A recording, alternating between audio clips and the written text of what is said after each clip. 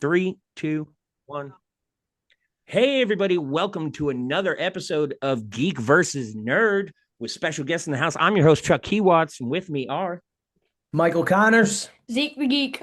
and we are talking all things Green Lantern today for good reason, folks. The HBO show Lanterns debuted its first 10 seconds of footage. And of course, I was on that like white on rice, folks. I've been with everybody in the production of this show. But Zeke, I gave him a nice hidden gem TV show to check out called Green Lantern, the animated series. Homework. And we're going to start talking about that along with some awesome Green Lantern facts that I've got queued up for you guys. But I just want to get started with how familiar you guys were with Green Lantern before last night. I would consider myself the average. I think I'm a step above average just in all things, let's say, DC, Marvel, comics. I would say Green Lantern is what I'm least familiar with. When you look at, kind of the gauntlet of the big superheroes. However, Zeke maybe a little bit more versed than I was.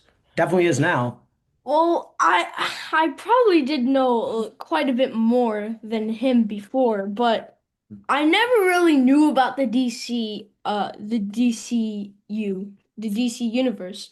And now that I've been learning more about it, I know a lot more about like the Green Lanterns, Batman, Superman, and the Absolute Universe and the Flash. I already knew a lot about the Flash, so that probably gave me a lead Yeah, ahead of him. Flash Kid for sure.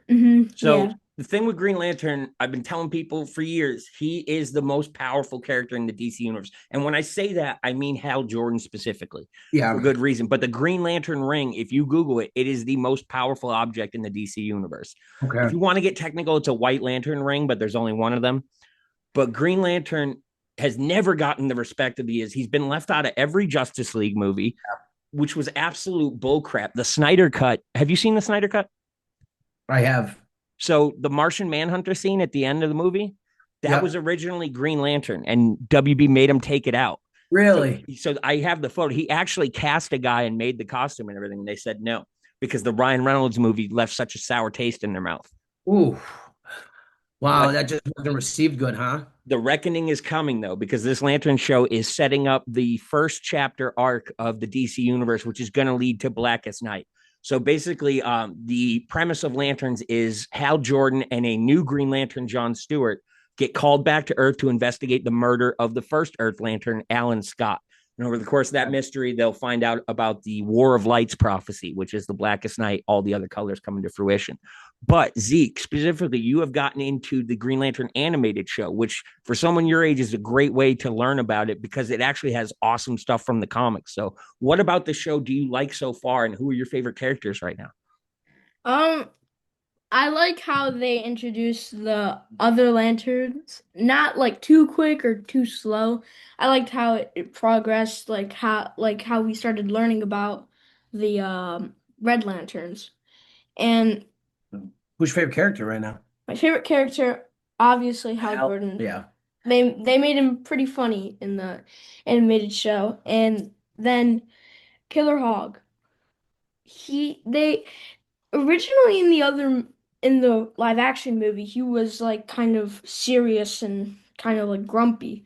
But in this show, he's like funny and also like serious a little bit. Well, he's always been kind of serious because he is the drill sergeant for the Green Lantern Corps. So every time a new Lantern gets a ring, they go through boot camp with him. Hmm.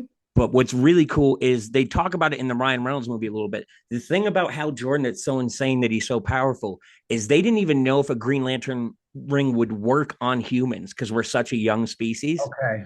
So the fact that Hal Jordan has done the things that he's been able to do are absolutely insane. But Yeah. what's really cool about the animated show is they set up the other colors really well as introducing two characters that were never in the comics, Aya and Razor, who became so popular from this show that they actually brought them into the comics recently, which is Wow. really, really cool. But you've gotten to see a couple different lanterns now, a couple different colors. What do you think of them so far? Oh, hmm.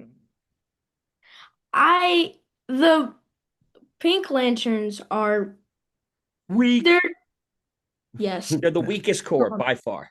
Yeah. they're obviously probably like It's the because they're women. Yeah. yeah, We rule but the universe based on love. you Yeah. love Well, you ended up getting Jessica Cruz on your side, But they and don't rule she the universe based on love. If you watch the episode, held they it down. mind wipe these dudes Yeah, into in being in that love with them. specifically, yeah. yeah, and their powers are just terrible. Yeah, they And really all are. they can do is just make somebody feel love, and they're like, "Oops, stone.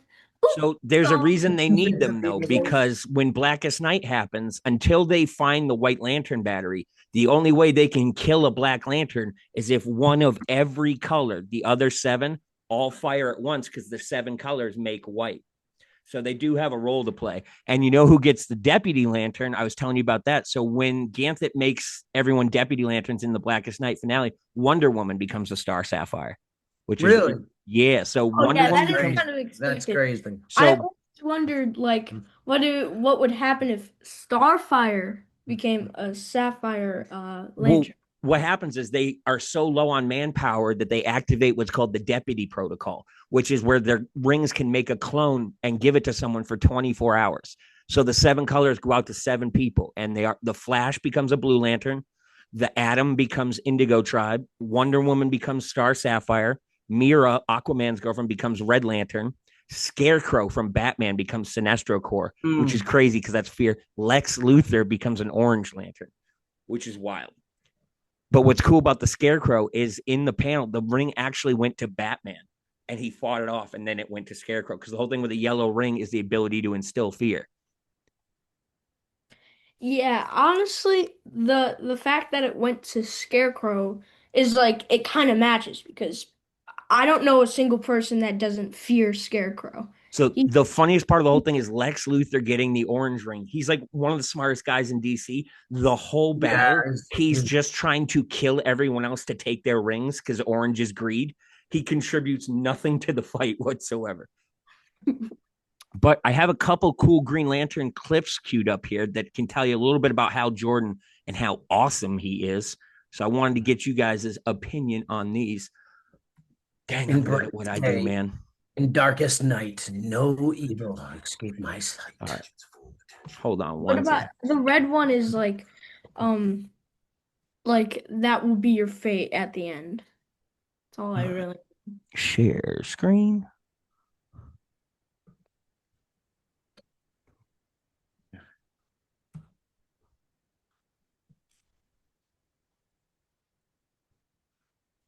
All righty here. So here's a little quick bit on St. Walker. From the dying planet Estonia, Walker's unshakable hope saved his people when all seemed lost.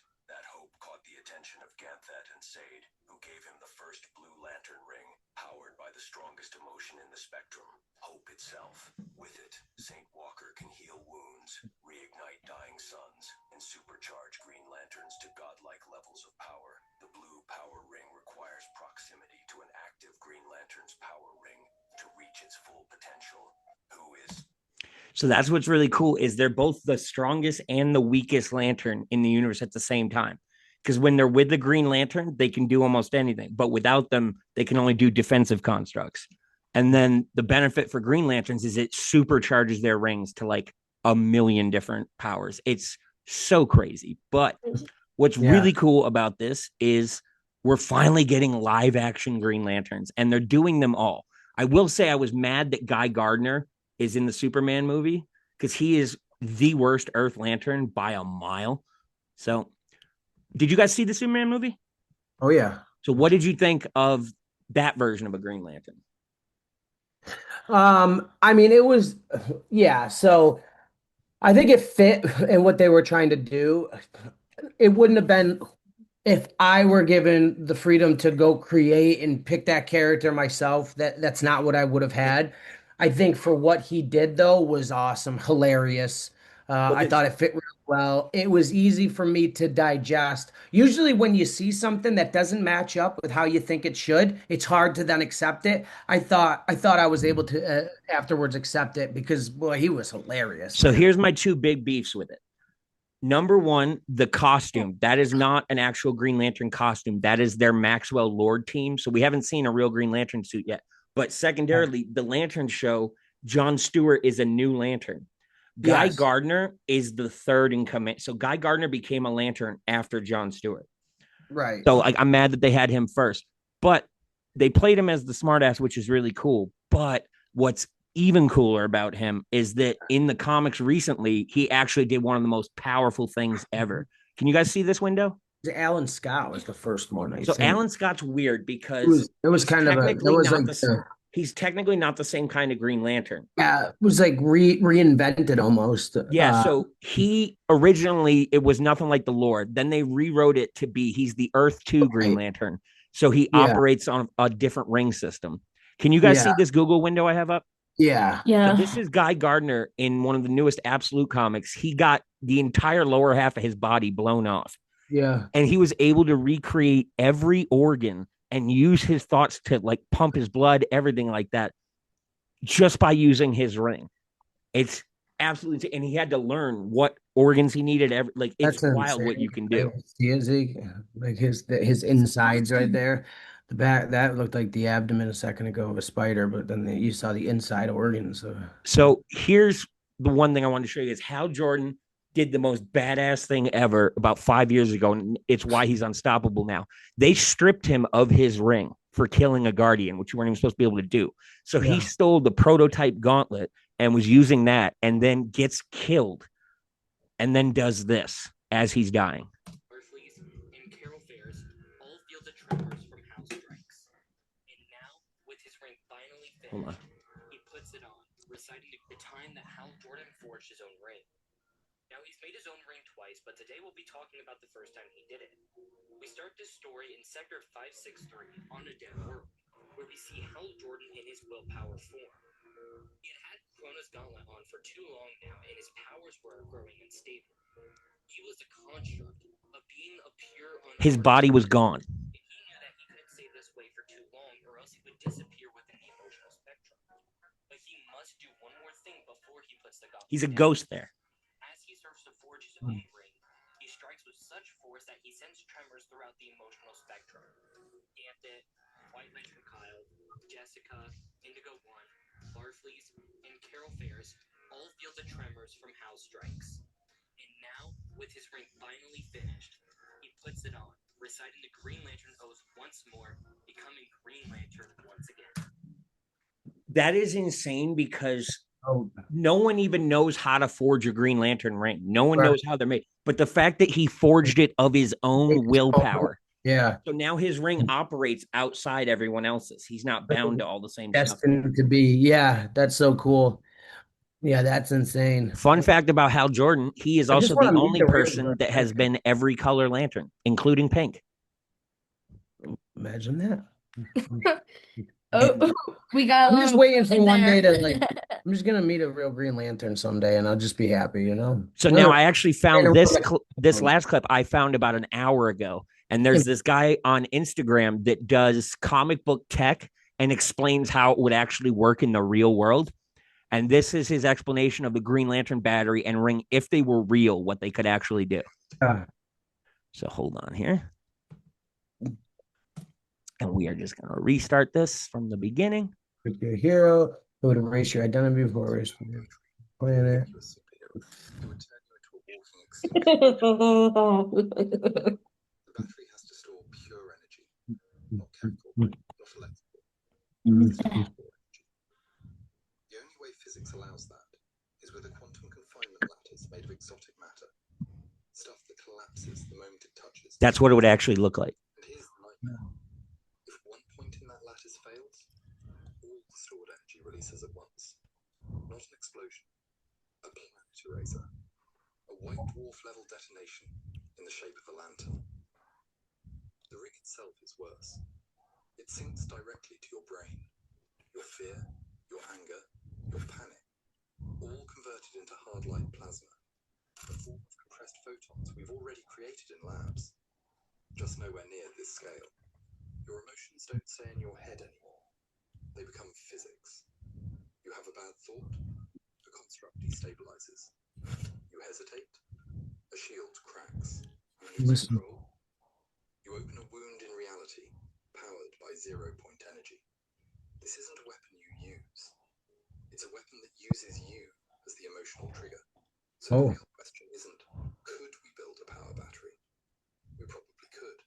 The question is, who's stable enough to carry a device that turns a single intrusive thought into a crater the size of a continent? Right here, buddy. Right.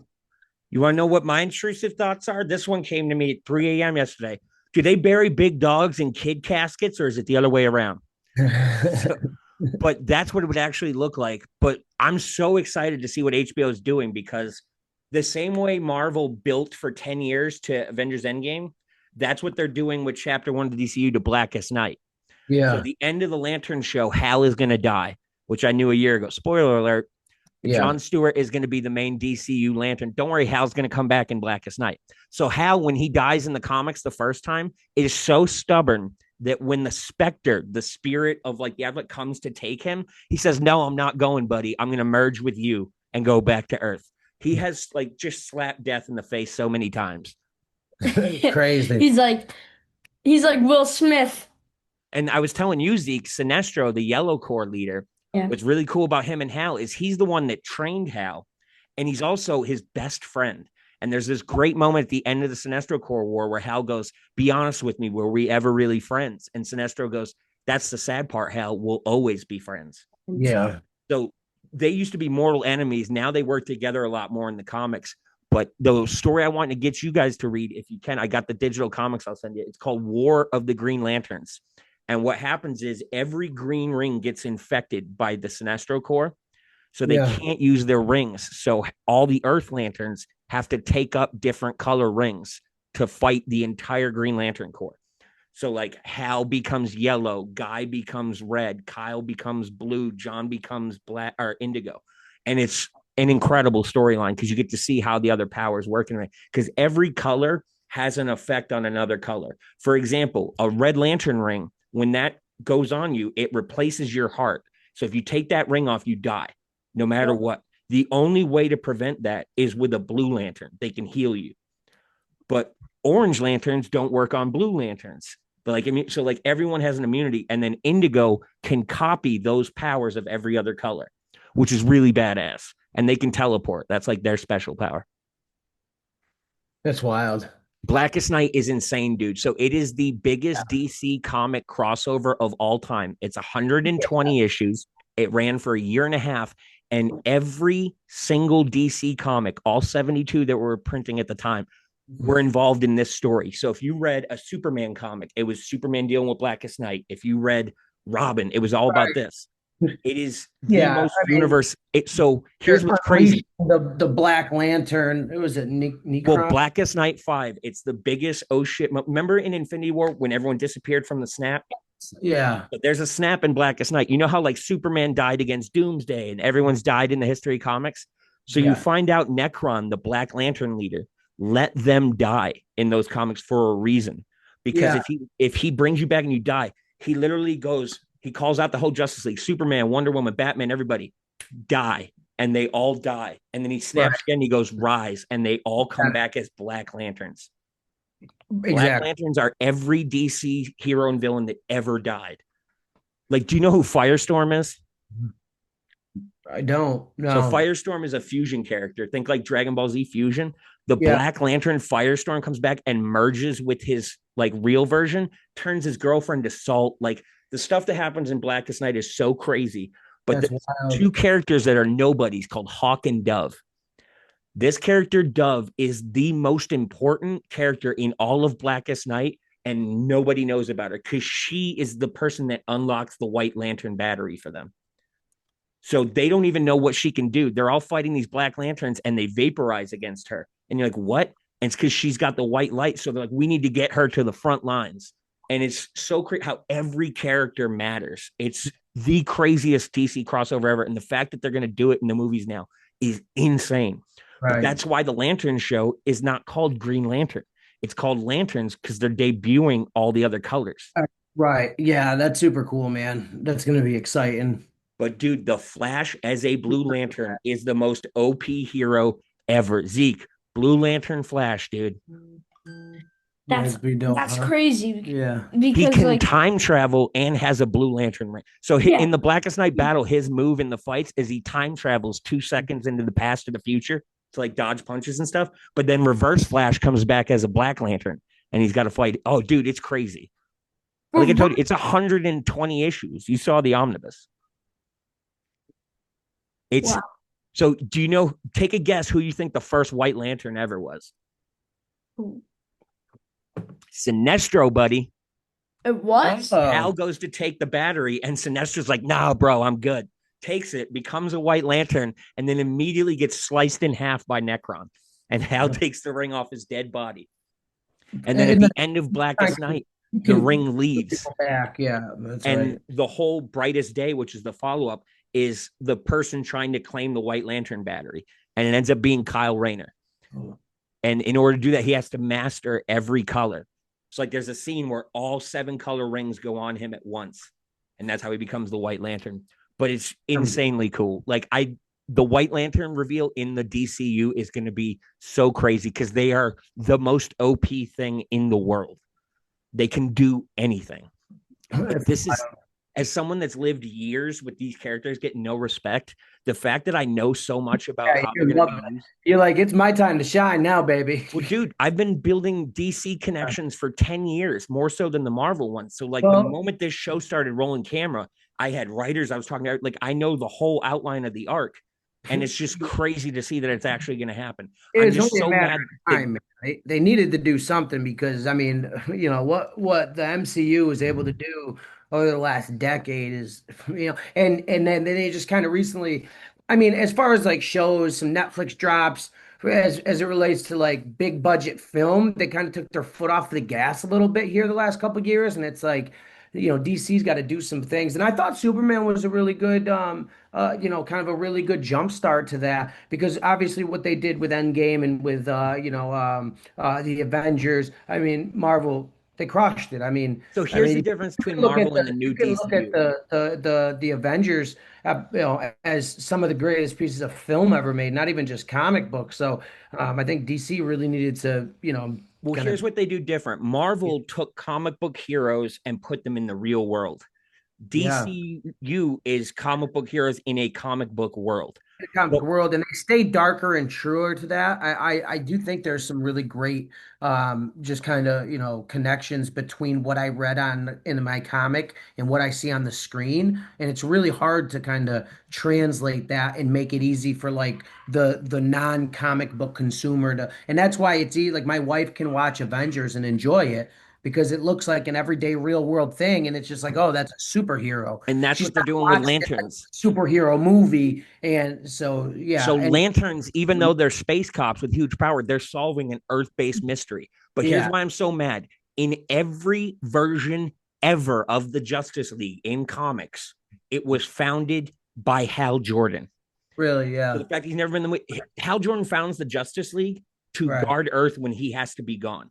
right. So, like, the fact that the Superman movie, the constructs are great. I'm just worried about what the suits are going to look like because Yeah, the that's a the tough. Ryan Reynolds one, even though it was CGI, they did something different from the comics. Hal always has white gloves in the comics, and I hate them. The Ryan Reynolds all green was actually awesome, but Yeah, I'm hoping they don't do CGI suits again. But then I kind of get why they have to. I don't know, man. It's going to be I'm probably awesome. gonna have to. I mean, you know, and it's come a long way though. I mean, I think it'll still look great. You know, I don't think there's a lot to worry about there. Um, but So, yeah, Zeke, the things you have to look forward to. You're going to meet Larfleeze, the Orange Lantern, and learn why they're so strong. Then you're going to learn about Razor becoming the first ever hybrid lantern, other than Hal. So in the comics now and in the new cartoons, he is a half blue, half red lantern.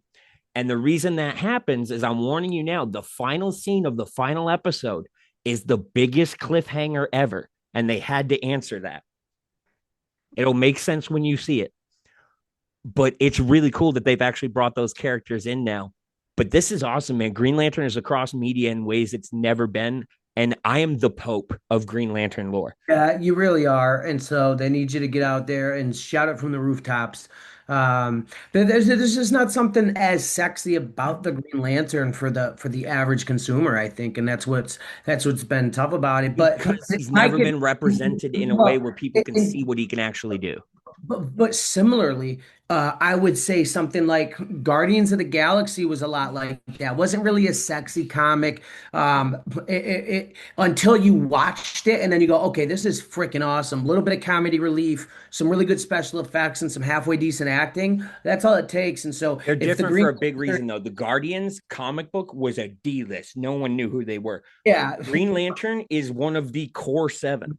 it is, but in your average everyday consumer right now, you tell someone, the everyday consumer, you say, name me five superheroes. Green Lantern's probably not going to be in the first five that they say, and I think that's the problem. So with Here's why they are. Thank you for bringing that up.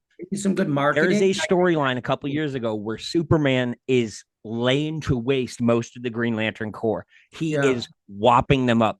One Green Lantern solos him, one shots him, and it is the least expected lantern you would ever imagine.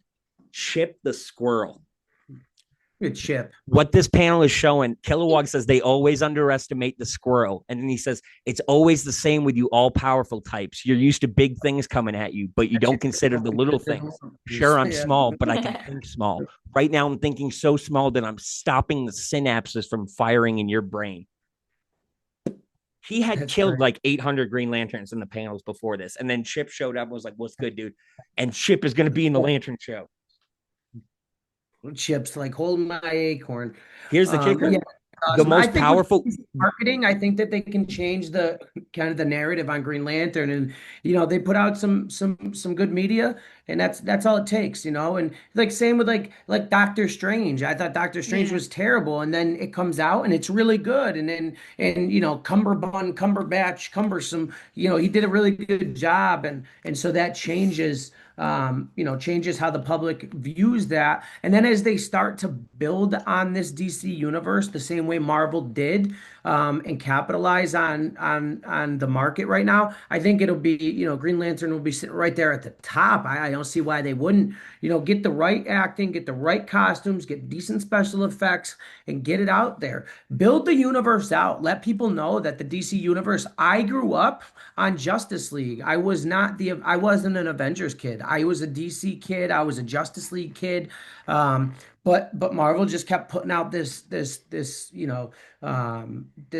media that I would start to consume, and so it's just time for DC to really, So here's why I'm I excited think about falls Chip in their being in the court. show. That's what's cool about it. So Chip being in the show, the second most powerful Red Lantern in the universe is a cat from Earth named Dexstar, who wears his ring on his tail. So I want to see Chip fight Dexstar. That'll But be hilarious, and we know it works because look at the Rocket Raccoon. You know what I mean? Like you can make this funny, you can make it cool.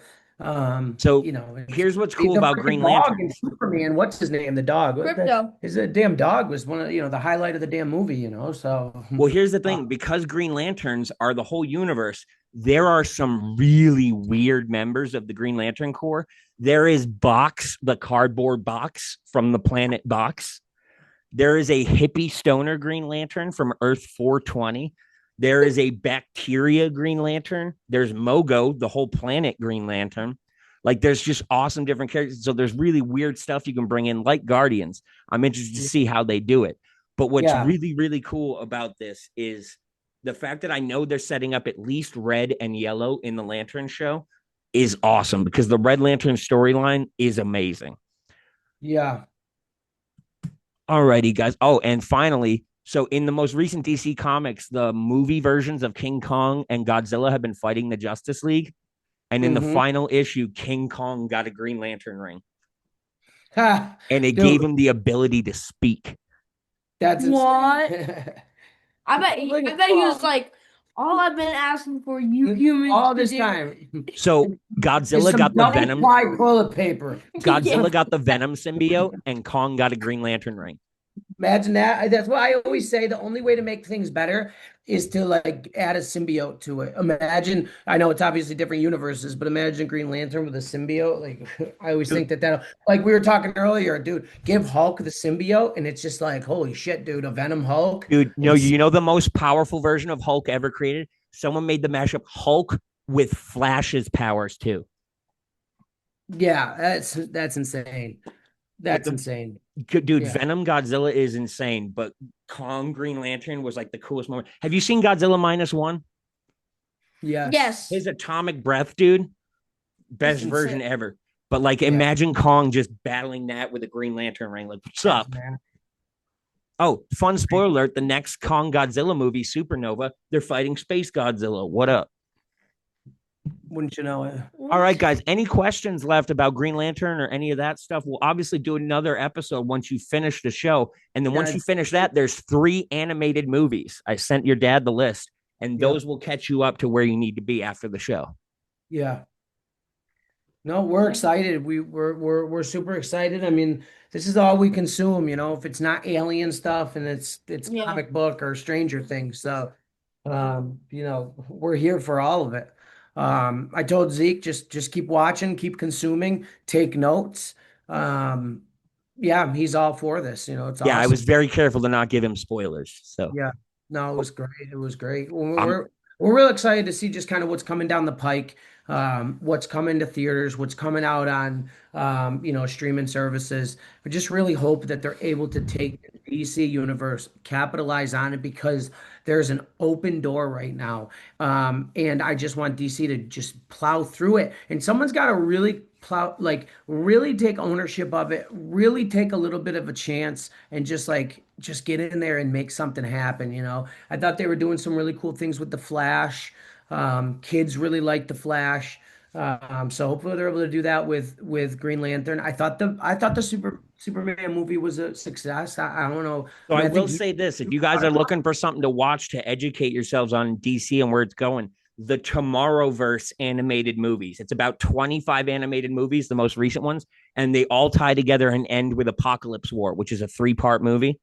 And yeah, that is like universe encompassing in the way Blackest Night is. But what it is those 25 movies are all tied together the way the MCU is. So these characters grow and evolve, and right. then Dark Side War is like the craziest 3 movies ever. So I'll send you guys the Yeah. list because the most recent Green Lantern movie, Beware My Power, ties directly into that. But guys, we will obviously be looking forward to this. And also, Zeke, you and I went over some comics that I'll try to get you sent out at some point next week. Once those come in, I would love for you to do an unboxing and then a review on a couple of the readable comics if you'd be down for that. You love it. Definitely. I mean, I still enjoy reading comics myself. I've just been starting to slowly kind of pick him up some and hopefully he can get his little collection going. Man, like I said earlier, I really wish I had some of my old school comics. I was big on I would buy 2 new comics a week. I did that for years. So here's I the was thing. telling I you, used to like collect a big Superman, X-Men. I Flash, love all that. X-Men. And then Yeah. when I broke up with my girlfriend about 5 years ago, I got rid of all the Superman and Flash, and my goal became I want every Green Lantern comic made since I was born in '86, Yeah. and I have that. You did it. You're a beast, bro. All right, Here. guys. So also look forward to tomorrow for our UFO special, and Yes. then we have got some things in motion, guys, about trying to get you guys with a weekly show. So stay tuned for that. But for this week's Green Lantern centric Geek versus Nerd, we're going to be signing off, guys. I've been Chuck Kiwatts. Mike Connors. Zeke the Geek. Yeah. Stay weird. Guys. Hold on.